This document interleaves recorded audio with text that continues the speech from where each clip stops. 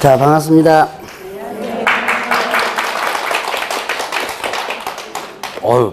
박수 소리는 꽤, 크게 나네요. 근데, 좀 빠졌다요. 그죠? 이제, 제가 아마 1월 달에 그런 얘기를 했을 거예요, 아마. 이제, 요때, 2월 말쯤 되면 고민을 많이 한다라는 얘기를 했을 거예요. 고민 많이 하나요? 네. 아이고. 이제, 제가 1월 아마 첫 번째 수에 아마 오리엔테이션 겸 이렇게 하면서 제가 그런 얘기를 했을 거예요. 2달을 어느 정도 공부를 하다 보면 여러분들 이제 고민이, 이제 많이 이제 생깁니다. 어떤 고민이냐. 이걸 계속 해야 되나 말아야 되나 뭐 이런 거 있죠. 네. 누구든지, 여러분들뿐만 아니라 누구든지 다 그런 고민을 가지고 있어요. 여기 공부하시는 분들, 여기 이 학원뿐만 아니라 다른 학원들도 다 마찬가지예요. 이게 그 과정을 이겨나가야지만 되는데 그 과정을 이기지 못하고 중도에 탈락하시는 분들이 생각보다 많아요. 여러분들 나름대로의 생각을 가지고 나는 안 된다라고 생각을 하면 여러분들이 어떻게 돼요? 스스로 자꾸 판단하거든요. 근데 아마 1월달 첫 번째 주에 제가 무슨 얘기를 했냐면 그렇게 고민을 할 때 어떻게 알았어요? 상담을 해보라 그랬죠? 원장님이나 우리 선생님이나 해서 상담을 해서 일단은 얘기를 하다 보면 뭔가가 해결이 나요. 상담을 하다 보면. 네, 그래서 지금 이렇게 여기뿐만 아니라 다른 학원들도 보니까 이제 뭐 제 과목만 그런가 그랬더만 그건 아니더만요. 다른 과목도 슬금슬금 빠지더라고 보니까.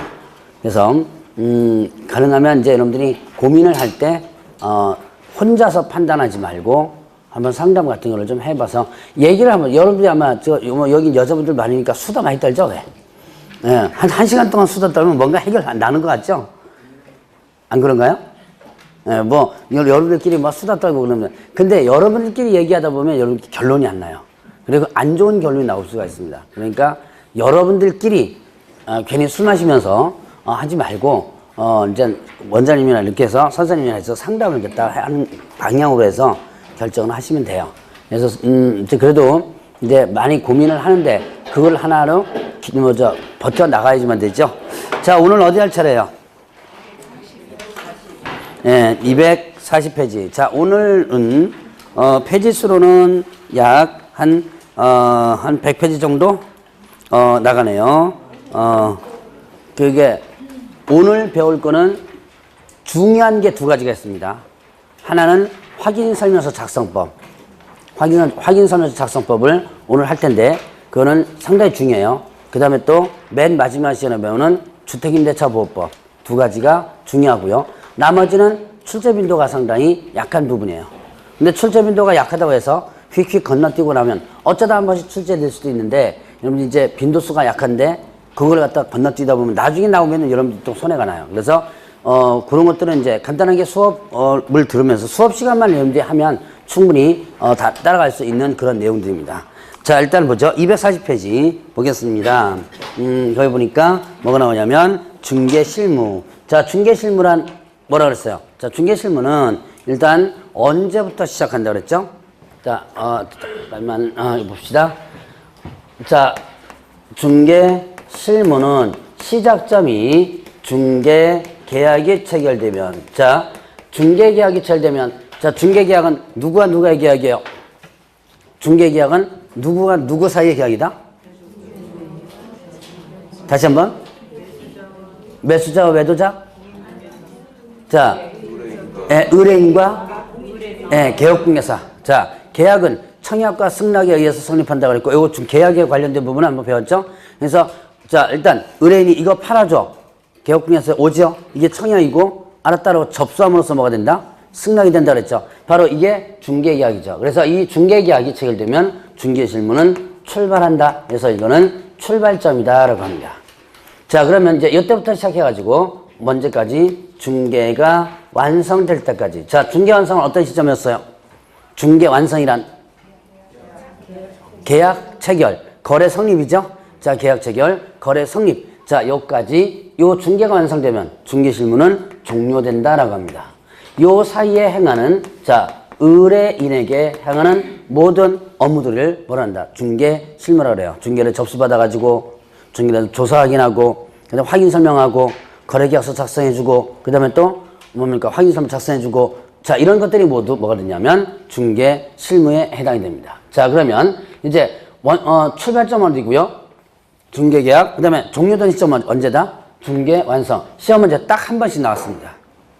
예전에 한 번씩 나왔던 부분이에요. 자, 그러면 요때 이제 중개가 완성되면 종료가 되는데, 그런데 어떻게 된다? 거래가 어떻게 돼요?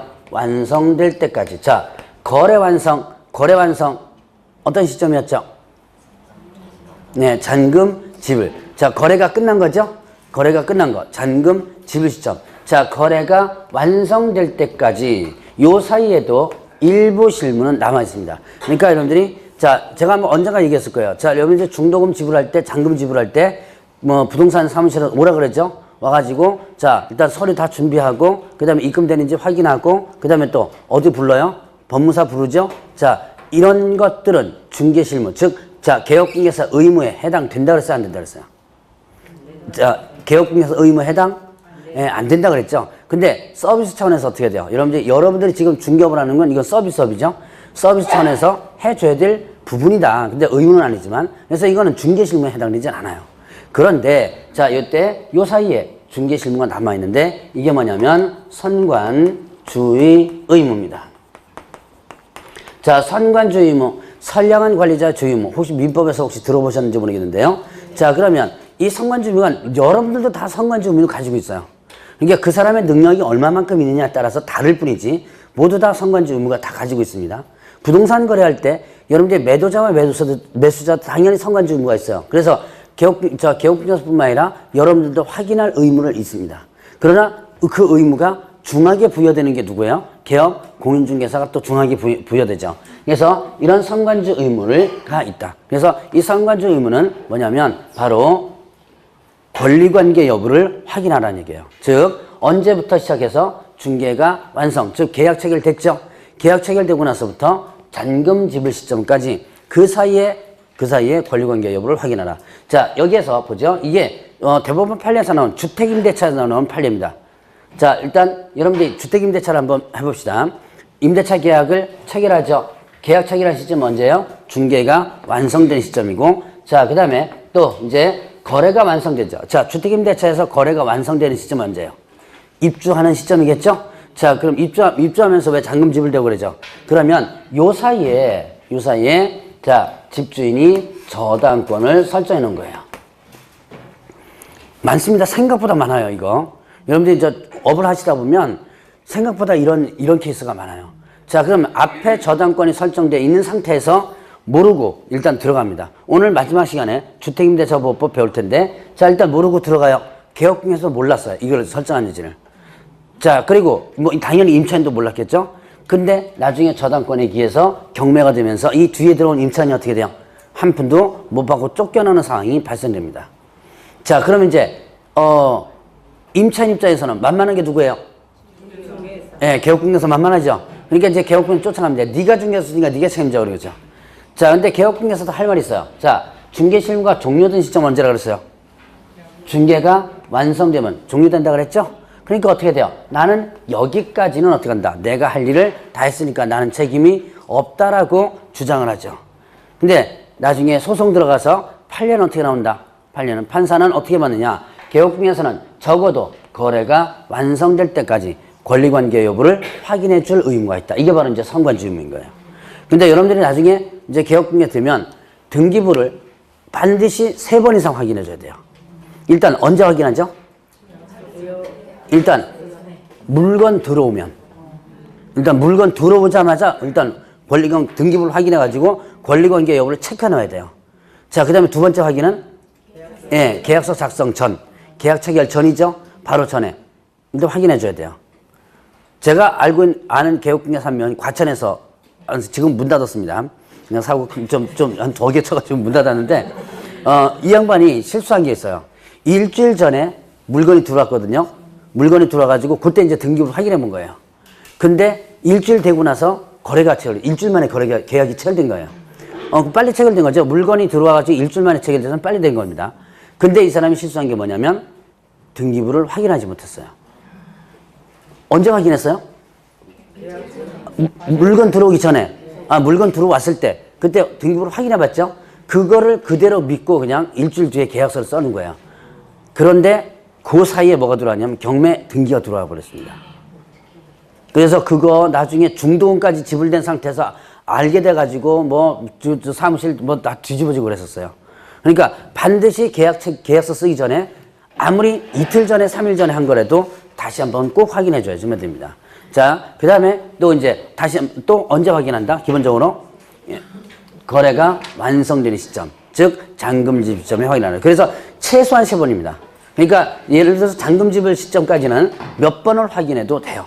이게 최소한 3번 정도는 확인을 하라. 자, 저게 이제 중개실무의 기본적 내용이에요. 자, 그러면 이제 중개실무의 개념을 봤으니까 뒤로 넘어가셔가지고 245페이지를 보죠.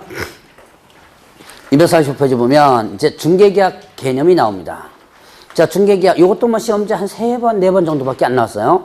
자, 중개계약은 일단 직접 수집 방법과 간접 수집 방법인데, 직접 수집 방법은 발로 떼어대면서 하는 거예요.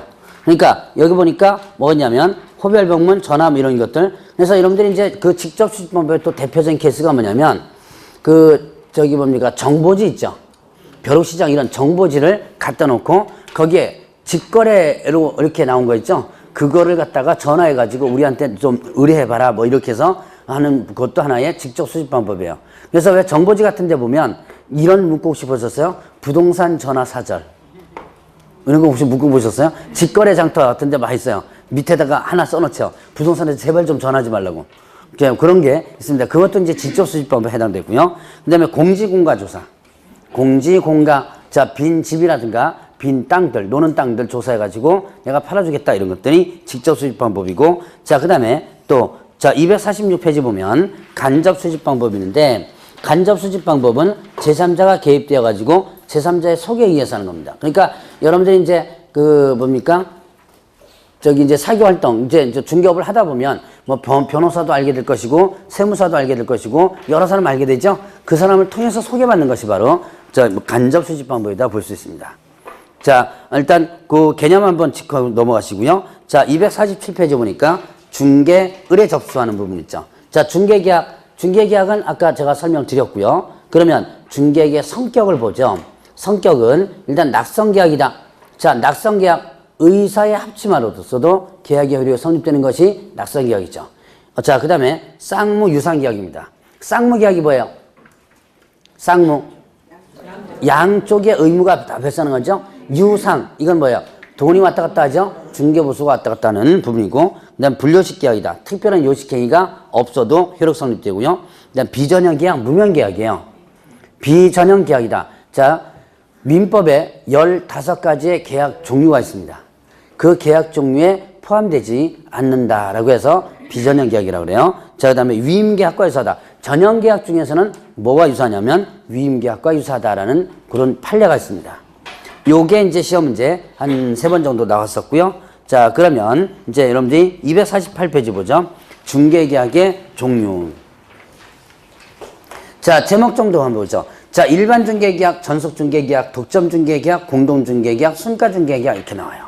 자, 일반 중개계약과 전속 중개계약은 여러분들 공부를 이미 했어요. 어디서? 중개서, 중개사법 앞에서 했죠? 자, 일반 중개계약 뭐라 그랬어요? 우리나라에서 가장 많이 이용하는 거죠? 여러 개업공개사에게 경쟁적으로 의뢰합니다. 그 중에서 거래가 성사되는 개업공개사는 뭘 주는 거? 보수를 주는 거. 요거 바로 일반 중개계약. 기억나시나요? 예, 꽤 오래전에 배웠습니다. 꽤 오래전에 배웠죠? 그래도 이제 조금씩 기억날 거예요. 그러니까 앞집, 뒷집 다 내놓는다 그랬죠? 근데 이제 거래가 성사되는 개업공개 보수 주는 거. 그러면 전속중개계약은 의뢰인이 특정한 개업 공인기관을 정하여 그 개업공개사에게만 의뢰하는 거. 요거를 뭐라 한다? 전속중개계약 한다. 자, 그러면 전속중개가 뭐라 했어요? 소위 말하는 여러분들이 제가 전속계약이라는 것을 설명드렸고, 자, 나는 너한테만 뭐 하겠다? 의뢰하겠다. 라는 거였죠? 너한테만 의뢰하겠다. 라는 것이 전속중개계약입니다. 자, 그러면 독점 중개를 보죠. 자, 거래 독점성을 인정한 제도인데 이게 뭐냐면 자, 의뢰인이 특정한 개업 공인중개사를 정하여 그 개업 중개사를 통해서만 거래하도록 하는 거예요. 자, 제가 전속중개계약과 뭔가 좀 차이가 나는 것 같은 느낌 안 들어요? 자, 다시 한번 전속중개계약은 의뢰인이 특정한 개업 공인중개사를 정하여 그 개업중개사에게만 의뢰하는 거예요. 그러면 독점중개계약은 의뢰인이 특정한 개업 공인중개사를 정하여 그 개업중개사를 통하여서만 거래하는 거예요. 자, 개념이 안 잡히죠? 네. 자, 보죠. 자, 그러면 이제 한번 봅시다. 전속중개계약 뭐라 그랬죠? 전속중개계약은 나는 너에게만 뭐 하겠다? 의뢰하겠다. 자, 나는 누구에게만 다른 데 의뢰 안 하고 너한테만 의뢰하겠다. 요게 뭐예요? 전속중개계약이죠. 자, 그럼 독점중개는 이거예요. 나는 너를 통해서만 뭐 하겠다? 네, 계약, 즉 거래하겠다. 자, 다시 한번. 전속은 너에게만 뭐 하겠다? 의뢰하겠다. 의뢰만 너한테는 하겠다는 얘기예요. 근데 자, 독점중개계약은 너를 통해서만 뭐 하겠다? 예, 계약 체결을 했다. 즉 거래하겠다는 얘기예요. 자, 그래도 이해 안 되면 자, 이제 전속중개계약 부분에서 한번 보죠. 여러분들 이 앞부분에 배웠던 거. 자, 전속중개계약 유효기간 내. 자, 세 번째 한번 보세요. 자기 스스로 발견한 상대방과 거래한 경우. 이거 혹시 기억나시나요? 자, 스스로 발견한 상대방과 거래했습니다. 자, 다른 데 의뢰하지도 않았고 소개시켜준 사람 얘 배제시키고 자기네들에게 직접 하지도 않았고 스스로 발견한 상대방과 거래했습니다. 그럼 이때 이게 전속계약 위반이었던가요? 안 했던가요? 예, 위반 아니었죠? 왜? 나는 너에게만 뭐 하겠다? 의뢰하겠다라고 약속했어요. 그런데 의뢰만 너한테 하겠죠. 거래는 상관없죠. 다른 개업군을 통해서 의뢰해가지고 거래한 건 또 아닙니다. 스스로 발견한 상대가 거래한 거예요. 그러면 이건 전속계약 위반이 아니다. 그러니까 위반이 아니라서 뭐는 못 받는다 그랬어요? 예, 중개보수, 위약금 못 받는다 그랬죠? 다만 이제 그 들어간 비용 일부를 받을 수 있다 그랬죠? 그런데 자, 보죠. 독점중개계약서 봅시다. 독점중개계약서는 자, 자기 스스로 발견한 상대방과 거래했습니다. 이거 독점계약 위반일까요? 아닐까요? 위반? 예, 입니다. 자, 독점중개계 뭐라 그랬죠? 나는 너를 통해서만 뭐 하겠다? 거래하겠다. 너를 통해서만 계약 체결했다. 이거죠. 근데 스스로 발견한 상대방에게 계약 체결했다면 너를 통해서만 계약 체결하겠다고 했던 약속이 깨진 거죠. 네, 그래서 독점계약 위반이 되는 거죠. 자, 그럼 전속과 독점의 차이점 이해하시겠어요? 네, 그 정도만 이해하시고 넘어가시면 됩니다. 자, 그러면 이제 공동중개계약은 여러 개업중개사가 같이 중개를 해주는 거. 이거를 여러분들 실무 하시는 분들 이거 뭐라 그래요? 자, 여기 A는 갑에게, 그 다음에 B는 을에게 이렇게 해가지고 이렇게 하는 거죠? 이걸 뭐라 그래요? 단타라 그러죠? 단타라 그러고. 예. 그 다음에 양쪽으로 이렇게 먹는 걸 뭐라 그래요? 양타라. 아, 실무하시는 분들 계시구나. 단타, 양타 이렇게 하는 거 보니까. 자, 이렇게 해서, 보면 이렇게 하는 게 뭐가 된다? 공동중개계약입니다. 주로 이제 부동산 거래 정보를 통해서 이루어진다고 하고요. 자, 그 다음에 순가중개계약입니다. 자, 순가중개계약은 의뢰인이 제시한 가격보다 더 높게 거래가 됐을 때 그 차액을 개업 공인중개사가 보수로서 취하는 거예요. 자, 의뢰인이 제시한 가격보다 높게 거래가 됐다. 그러면 그 차액을 원하는 금액에 넘어선 차이 있죠. 차액은 자, 누가 갖는 거? 개업 공인중개사가 갖는 거. 자, 그러면 이렇게 얘기하면 잘 이해를 못 하신다면 여러분들이 많이 했던 거야. 나 1억만 받아줘. 더 받으면 너가 줘 이거야. 예를 금매물이라든가 급하게 팔아줄까라든가 아니면 잘 안 팔리라든가 이런 거 같은 경우는 이런 경우가 종종 있죠. 자, 그래서 이런 것들이 뭐가 된다? 순가중개계약이다. 자, 그러면 보죠. 순가중개계약은 문제가 생길 수 있습니다. 어떤 문제가 있어요? 자, 나 1억만 받아줘. 더 받으면 너가 줘. 그럼 더 받는 부분이 다 뭐예요? 내 거죠.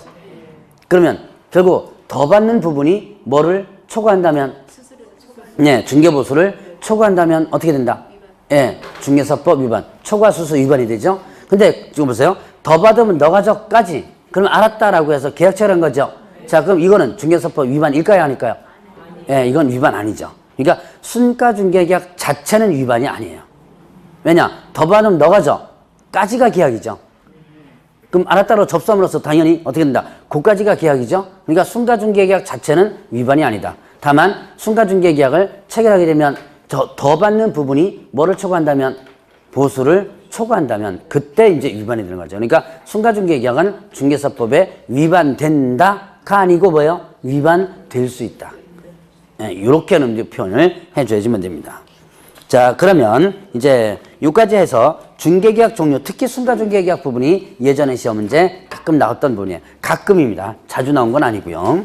이제 요 정도 개념 정도만 일단 짚고 넘어가시면 됩니다. 자, 250페이지를 보세요. 거기 보면 이제 그나마 이 파트에서 그 시험 문제 자주 나왔던 부분이 중개업 경영과 관련해서 셀링 포인트예요. 기출 문제를 보면 일자가 나오는 거, 뭐 10몇 회, 뭐 12회, 13회, 14회 뭐 이럴 때는 거의 매년 출제되거나 아니면 한 해 걸러 뭐 출제되거나 출제 빈도가 높았어요. 근데 출제 빈도를 보면 이자가 나올 때는 출제가 안 됐었어요. 20몇 회 뭐 이럴 때는 출제가 이제 안 됐던 부분입니다. 그러나 그래도 어떻게 알고는 넘어가야 돼요. 출제가 꽤 됐던 문제이기 때문에. 자, 일단 보죠. 셀링 포인트는 자, 셀링 포인트가 있습니다. 자, 이거는 뭐다? 이거는 자, 판매 소구점이라고 일본식으로 표현하면 판매 소구점이라 그래요. 자, 그럼 이건 뭐냐면 권리 취득. 자, 권리 취득 의뢰인에게 자, 만족을 주는 특징. 만족을 주는 특징이다. 이렇게 표현합니다. 자, 권리 취득 의뢰인은 누구예요? 권리 취득 의뢰인. 예, 매수나 누구예요? 임차. 자, 매수나 임차 의뢰인이죠? 자, 매수나 임차 의뢰인에게 만족을 주는 특징이다. 만족을 주는 특징이다 그러면 그 특징 중에서 뭐예요? 소위 말하는 뭘 얘기하는 거? 장점을 얘기하는 거죠. 자, 그래서 이 셀링 포인트는 그 물건에 대한 뭘 얘기한다? 장점을 얘기한다. 여러분들 저기 뭡니까? 가전제품이나 이런 데 보면 자, 그 광고 나오는데 단점, 우리 제품은 이렇게 안 좋습니다. 이거 나오나요? 뭐 나오죠? 우리 제품은 이런 거가 좋습니다. 뭐 이렇게 나오죠? 자, 그게 바로 셀링 포인트예요. 이게 부동산에도 당연히 어떻게 돼? 이런 장점들이 있죠? 그런 장점들을 뭐라 한다? 셀링 포인트라고 한다는 얘기예요. 자, 그러면 이 셀링 포인트를 왜 산정을 하냐?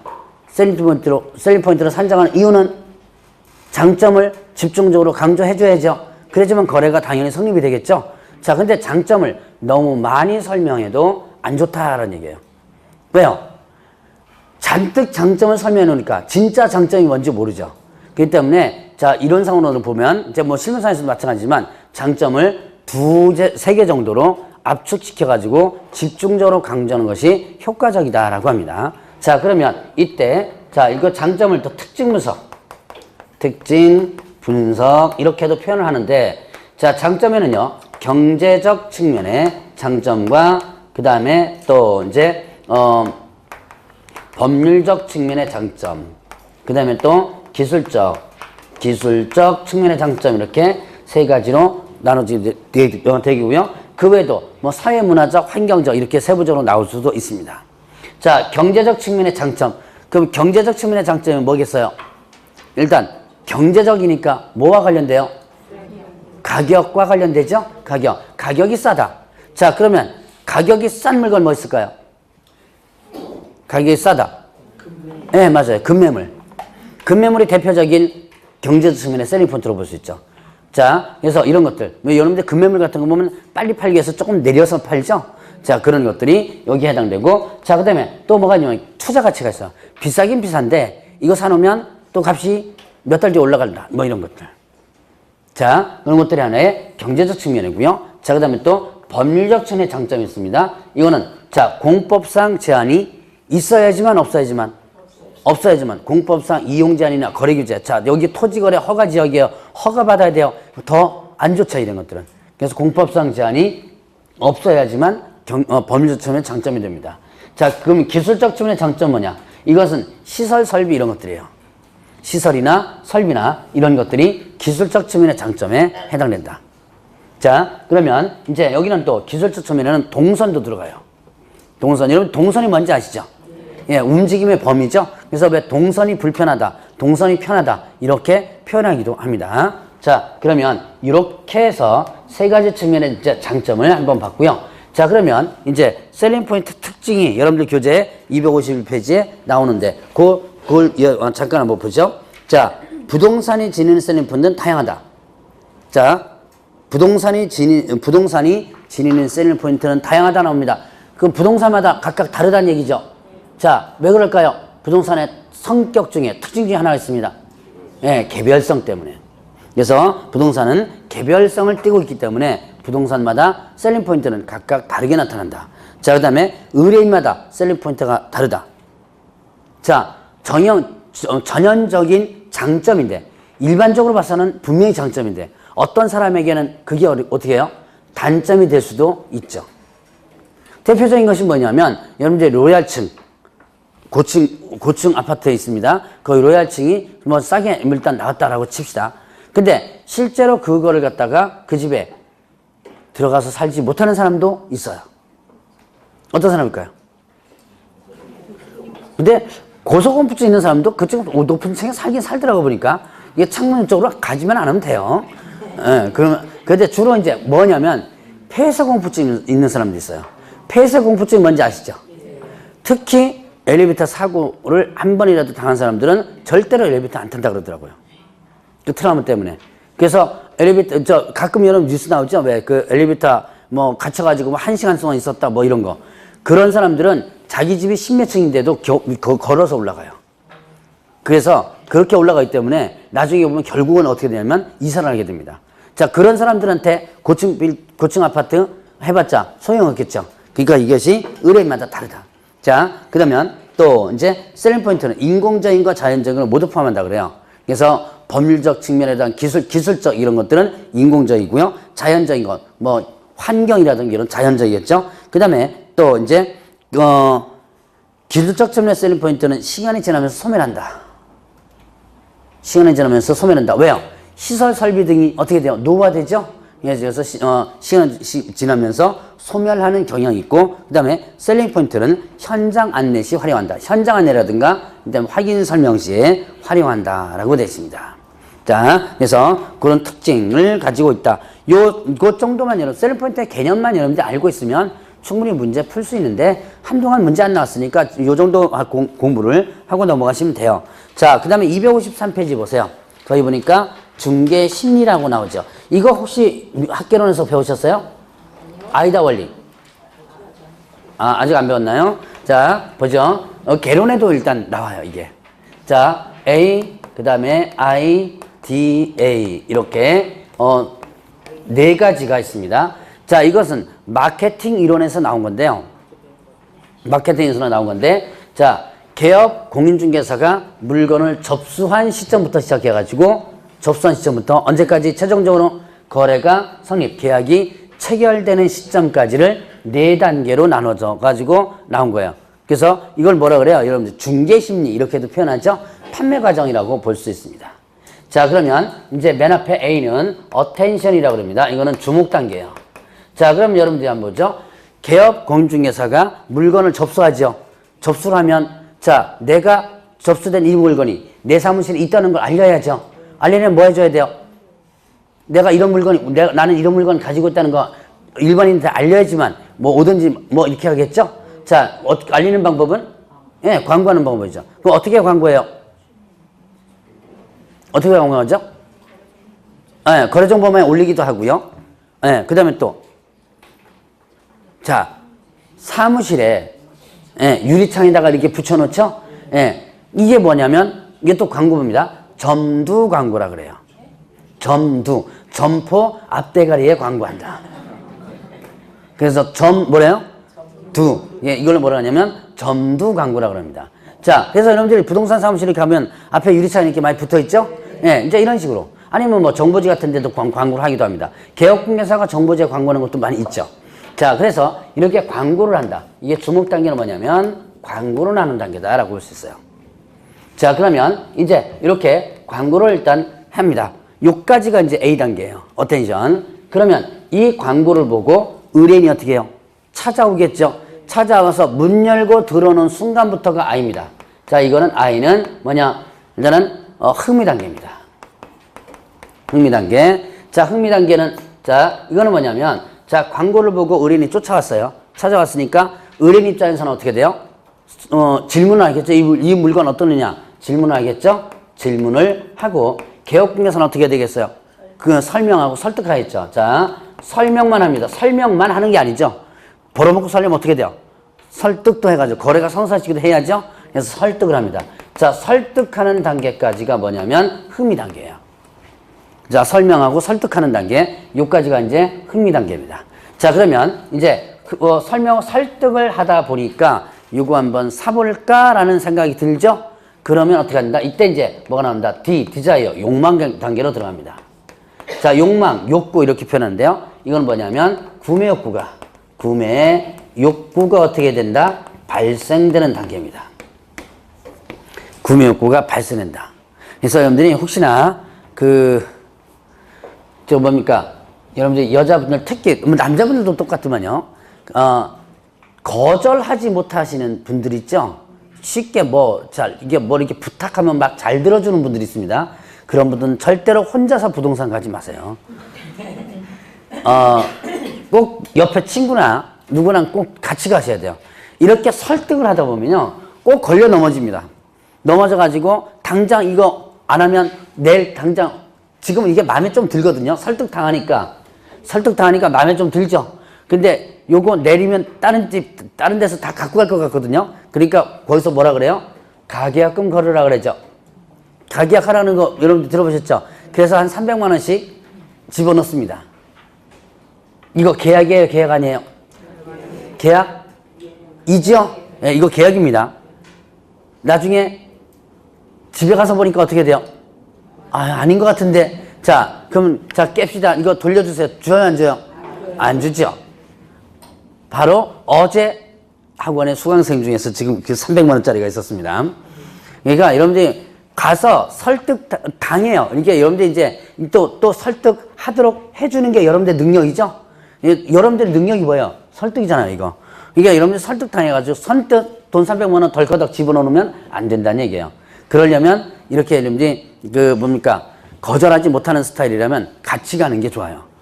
같이 가면 옆에서 뜯어 말리는 경우가 종종 있거든요. 어쨌든 자, 이때 구매 욕구가 발생되면 어떻게 한다? 이때 잽싸게 계약 체결을 시도를 합니다. 시도를 일단 하면 자, 계약 체결이 되지요. 이게 뭐가 된다? 행동 단계입니다. 자, 행동 단계는 최종적으로 어떻게 돼요? 계약이 체결되는 단계예요. 자, 이렇게 해서 4가지 단계로서 나타난다. 이것도 이게 출제 빈도는 높진 않아요.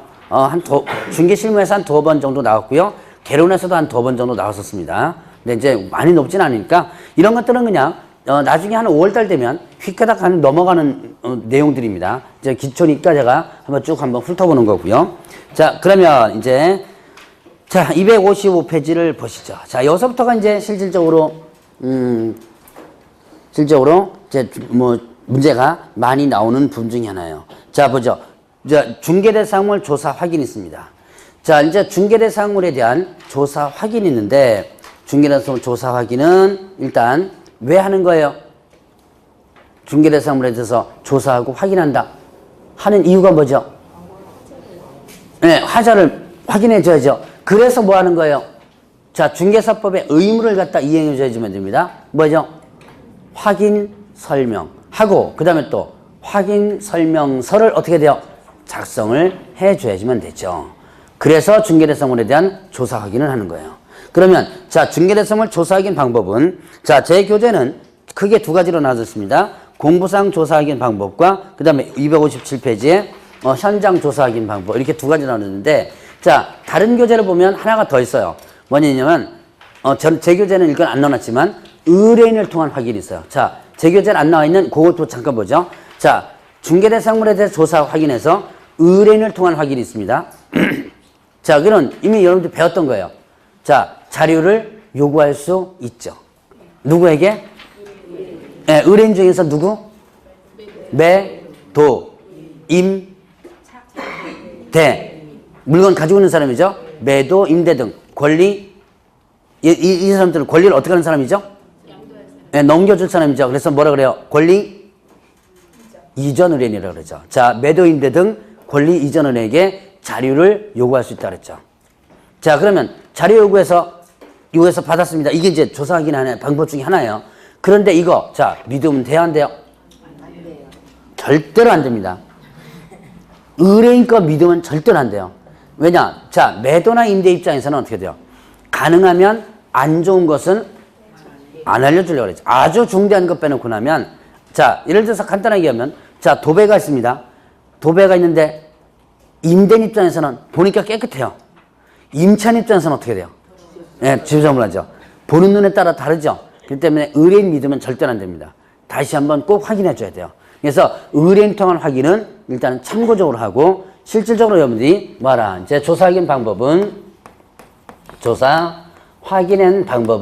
일단은 공부상 확인과 그 다음에 또 뭘로 나눈다? 현장 확인, 이렇게 둘로 나눠집니다. 공부상 확인과 현장 확인. 자, 그러면 이때 공부상, 자, 물건이 들어오면 일단 먼저 공부상 싹 확인해서 정리해 줘야 돼요. 여러분들이 가끔 보면 물건이 들어오고 나서요, 조사를 안 하고 매물만 접수해놨다가 꼭 그건 이제 거래가 성립될 때쯤 막 부랴부랴 조사하는 그런 개업공개도 있더라고 보니까 그거 절대 안 돼요. 일단 물건이 들어왔다면 이게 내가 거래를 성사시킬지 아닐지 모르죠. 내한테만 물건 들어오는 게 아니라 다른 데도 물건이 돌려지죠. 내가 성사될지 안 될지 모르겠지만 미리 조사를 딱 해서 정리를 해놓는 게 좋아요. 그랬다가 자, 아까 얘기했던 것처럼 어떻게 해요? 계약 체결할 때 다시 한번 확인하고. 자, 그래서 일단 공부상 확인이 들어갑니다. 자, 일단 토지대장, 그 다음에 또 임야대장, 그 다음에 또 뭐가 있다? 건축물 대장 있었죠? 자, 이 대장을 통해서 뭐를 확인하죠? 대장을 통해서 자, 일단은 사실관계를 확인합니다. 사실관계를 확인한다. 사실관계 뭐예요? 소재지, 면적, 지목, 건축물의 용도, 구조 이런 것들이죠. 이런 것들을 확인해야 돼요. 이걸 기본적 사항이라고 그래요. 기본적 사항이라는데 이런 것들을 확인한다. 자, 대장을 통해서. 자, 그러면 또 이제 등기사항 증명서 있죠? 등기사항 증명서가 있습니다. 자, 등기사항 증명서를 통해서 등기부를 통해서 뭘 확인하죠? 자, 여기 뭐가 있어요? 권리관계가 있죠? 그래서 등기부를 통해서 권리관계를 일단 확인합니다. 자, 공시법 배우셨으니까 공시법이 토요일인가요? 네. 네. 자, 등기부 구조가 어떻게 되죠? 등기부의 구조가 표제부, 갑구, 을구. 표제부에는 뭐가 기재되죠? 부동산 표시사항이죠. 표시사항이니까 소재지, 면적, 지목 이런 것들이죠. 자, 그러면 이게 소재지나 면적, 지목 이게 표시사항, 즉 사실관계예요. 이게 어디도 있어요? 대장에도 있죠. 자, 등기부를 보고 대장과 등기부를 비교합니다. 표제부를 비교해보니까 대장에 있는 내용과 등기부 표제부의 내용이 달라요. 다를 수도 있겠죠. 그럴 땐 뭐가 우선일까요? 자, 사실관계가 대장과 등기부가 다르다. 그러면 뭐가 우선이 된다? 대장이 우선입니다. 자, 사실관계는 뭐가 우선? 대장이 우선이다. 자, 그럼 이제 소유자 사항 나옵니다. 자, 토지대장, 임야대장, 건축물대장에도 소유자가 누구다라는 게 있죠. 자, 등기부에도 소유자 있죠. 소유자는 어디에 나와요? 등기부에. 예, 갑구란에 나오죠. 자, 그러면 소유자 사항이 대장과 등기부가 다릅니다. 그러면 뭐가 우선일까요? 예, 이거는 등기부가 우선입니다. 소유자 사항은 뭐예요? 자, 갑구란에 있다는 것은 뭐예요? 갑구란에 있다는 갑구는 뭐가 기재되죠? 소유권에 관한 사항이 기재되죠. 그러니까 이거는 자, 소유자가 만약에 다르다면 이때는 뭐가 우선이 된다? 등기부가 우선. 자, 시험 문제 자주 나오는 거예요, 요거는요. 시험 문제 지금도 자주 나오는 겁니다. 자, 다시 한번 사실관계는 뭐가 우선이고? 대장이 우선이고, 자, 권리관계는 뭐가 우선이 된다? 예, 등기부가 우선이 된다. 그러니까 소재지나 면적, 지목이 대장과 등기부가 다르다 그러면 뭐가 우선?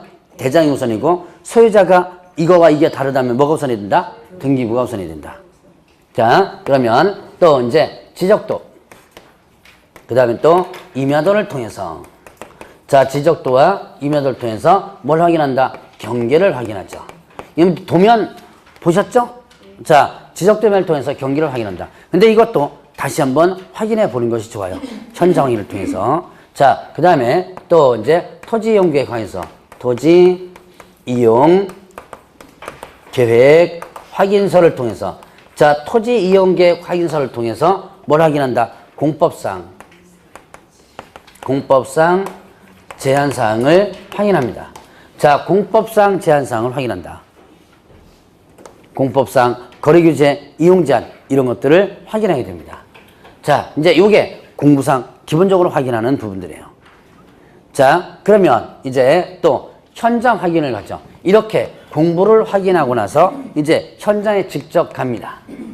현장에 직접 가서 현장 확인을 하게 되는데 일단은 공부상 확인한 것을 어떻게 한다? 재확인, 다시 한번 확인합니다. 자, 공부상 확인한 것을 다시 한번 확인해요. 그러면 일단은 뭘 확인하냐? 일단 지목을 확인합니다. 지목. 공부에서 어디에 있었어? 지목이? 지목 공부를 확인하면 나옵니다. 어디 있어요? 대장이 있죠? 토지 대장, 임야 대장이 있죠? 자, 그 다음에 이거는 지목 전체 현황이 나오고 여기는 뭐가 나와요? 부호로 나오죠? 자, 그래서 이거를 확인한 다음에 다시 한번 현장 가서 실제 이용 상태를 확인해 봐요. 확인서는 작성법에서 조금 이따 볼 겁니다. 실제 이용 상태. 여러분들 시골 같은 데 가면 어떻게 돼요? 자, 논입니다. 논 답이죠? 그런데 물 빼놓고 거기다가 요즘은 벼농사 많이 안 져요. 그러니까 물 빼놓고 거기다 인삼밭도 하고요. 뭐 별거 다 심어요, 요즘은. 자, 그러니까 실제 이용 상태는 전이 돼버렸죠.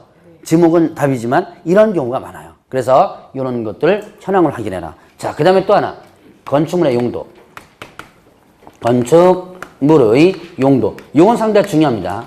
자, 건축물의 용도는 뭘 갖고 확인하죠? 기본적으로 공부에서 건축물 대장이 있죠. 건축물 대장에 건축물의 용도가 있습니다. 용도가 있는데 그런데 어떻게 한다? 실제 용도를 현장 확인을 통해서 확인해 봐야 돼요. 여기서 이 용도는 상당히 위험한데요. 실제 용도와 대장사의 용도가 다르다면 이게 뭐가 된 거예요? 불법적으로 용도 변경을 한 거죠. 건축물 같은 경우, 자, 지목 같은 경우는 여러분들이 지목에 대해서 뭐 시골에 가서 자, 답을 전으로 바꿨구나 이렇게 하더라도 큰 문제가 없어요. 뭐 제재를 가거나 그렇지 않습니다. 그런데 자, 건물 같은 경우는 불법적으로 용도 변경되면 이게 불법 건물이 돼버리는 거예요. 그래서 나중에 산 사람이 원상복귀 해야 될 의무가 있고요. 안 하면 이행강 좀 물리고요. 여러분들 이제 조금 이따 건축법 아직 안 배우셨죠? 배웠나요? 벌써 배웠나요? 배웠어요? 하긴 했어요? 하긴 했으면 됐어요. 그럼, 어차피 뭐 그거 다 배우려고, 예, 그건 건축법의 건자만 일단 배웠으면 됐습니다. 건축법에 보면 일단 이게 나와요. 그러니까 일단은 이런 것 같은 상당히 위험하다. 그렇기 때문에 실제로 어떻게 한다? 대장과 그 다음에 실제 층별 용도가 있거든요. 대장에 보면 그걸 갖고 가가지고 용도를 확인해 줘야 돼요. 자, 이제 이런 것들을 확인한다. 그리고 이제 여기서 안 쓰겠지만 경계 같은 건 또 어떻게 확인해야죠. 당연히. 요즘 제가 토지 중개해준 사람들 가끔 보면 경계를 도면각 확인하고요. 그 다음에 요즘 참 편하게 되었어가지고 뭘 확인하냐면 지도 있죠? 왜? 다음 지도, 네버 지도. 거기에 경계까지 지적까지 나오거든요. 그거를 확인하는데 그거 상당히 위험해요. 이게 2년 전, 3년 전에 찍은 지도입니다, 이게.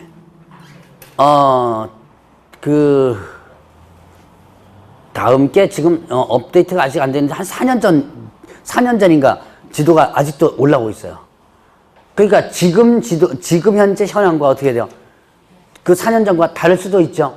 그렇기 때문에 꼭 현장 확인을 가서 체크를 해줘야 돼요. 그래서 여러분들이 중개해 줄 때 이 발품 임장 활동하는 게 상당히 중요합니다. 이게 현장 확인이 임장 활동이죠. 자, 그러면 이제 이런 것들을 확인하고 나서 그 다음에 미공시 권리 관계를 확인합니다. 자, 공시되지 않은 권리. 그럼 어디에 안 나와 있는 거예요? 등기부에 나와 있지 않은 권리 관계를 확인한다. 자, 미공시 권리 관계 뭐가 있겠어요? 자, 법정 지상권이라든가 그 다음에 또 유치권이라든가 이런 것들이죠. 자, 그 다음에 분묘기지권이 있고요. 자, 그 다음에 또 뭐냐면 임대차. 자, 임대차 뭐예요? 주택 상가 임대차 이런 거 있죠? 자, 주택임대차보호법, 상가건물 임대차보호법 적용되는 임대차들 확인해 줘야 돼요. 여러분들 교재에 법정상권과 유치권이 제가 판례랑 해서 나와 있는데 요거는 제가 많이 다루진 않을 거예요. 이거는 중개실무에서 아니 요건 한 5문제 정도 나왔고 요거 한 3문제 정도 나왔어요. 그래서 많이 다루진 않을 거고, 자 오늘 다룰 게 뭐냐면 분묘기지권을 좀 집중해서 다룰 겁니다. 민법에서 분묘기지권 배웠나요? 언제 배웠어요? 잠깐 한 것 같아요? 많이 했을 거예요. 여러분들 기억이 안 나서 그렇지. 자, 분묘기지권에서 좀 다뤄드립니다. 작년은 시험 문제 안 나왔는데 거의 매년 시험 문제, 분묘기지권 문제가 나왔었어요. 중개실무에서. 그러니까 이거는, 다른 거는 다 민법을 중심으로 공부하면 되겠지만, 분묘기지권 같은 경우는 민법에서 나오지만 여기서도 제거문서 나와요. 자, 그래서 이제 조사 확인 방법에 대한 부분을 일단은 간단하게. 자, 이게 총론이에요. 제가 여기 판사했던 것은 바로 256페이지, 7페이지에 나오는 또 8페이지가 나오는 총론입니다.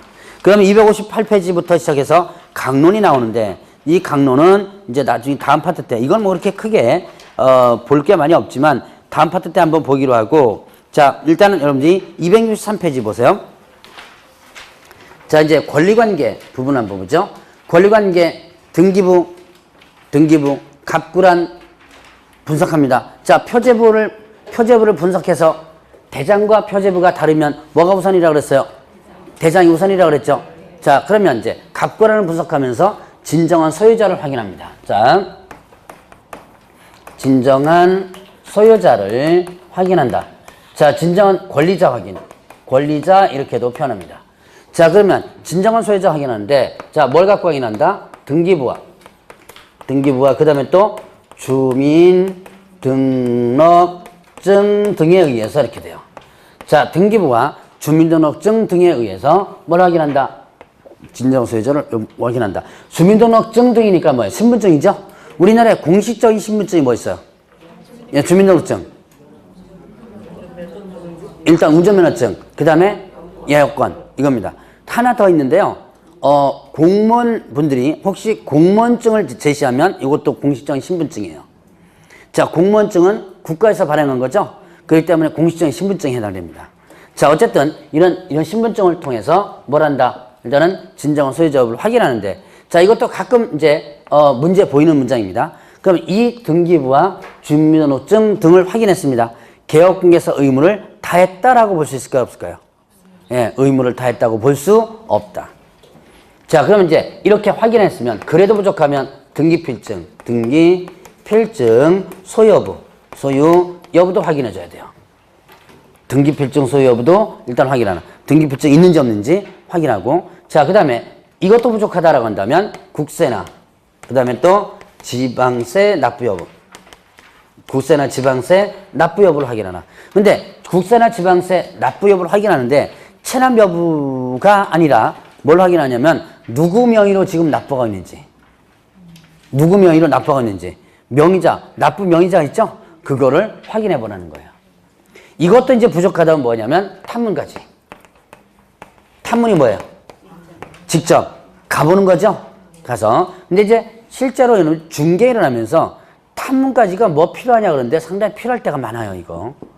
여러분들이 이제 아는 물건이 아니고 모르는 물건이고, 그 다음에 또 여러분들이 그 토지 같은 경우라든가 소유권이 빨리 바뀌는 경우가 있어요. 여러분들 등기부 보다 보면 몇 개월 만에 소유권이 막 넘어간 것들이 있어요.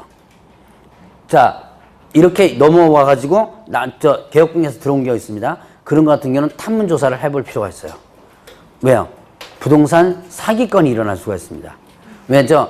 일단 서류 조작해가지고 등기를 넘긴 다음에 2, 3개월 만에 바로 넘기거든요. 그래서 여러분들이 등기가 된 지가 얼마 안 되는 물건이 만약에 들어왔다면 이거는 진정한 소유자 확인뿐만 아니라 탐문조사를 통해서도 확인해보는 게 좋아요. 그러니까 가끔씩 왜 여러분들이 아직도 부동산 사기 사건 가끔 일어나죠. 서류 조작해가지고 주인 뭐 잘 나타나지 않는 땅들 이렇게 해가지고 하는 경우도 있습니다. 그래서 그런 것들을 일단 확인해 주라. 이거 사기 사건에 잘못 걸리면요, 선의로다가 중개자는 나중에 사기에 공범이 되기도 하고 막 그럽니다, 이게. 자, 그래서 공범에 대해서 조사 당하고 그래요. 어쨌든 이런 걸 통해서 진정한 소유자 여부를 확인하라. 자, 시험 문제는 주로 요 두 가지가 많이 나왔어요. 그래서 등기부와 주민등록증, 그 다음에 또 뭘 확인하나? 등기필증 소유 여부도 확인하라. 뭐 요까지 일단 구분을 해보시고, 자, 그러면 이제 여러분들이 거기 보니까 처분 능력 확인하는 게네요. 처분 능력과 대리권. 자, 처분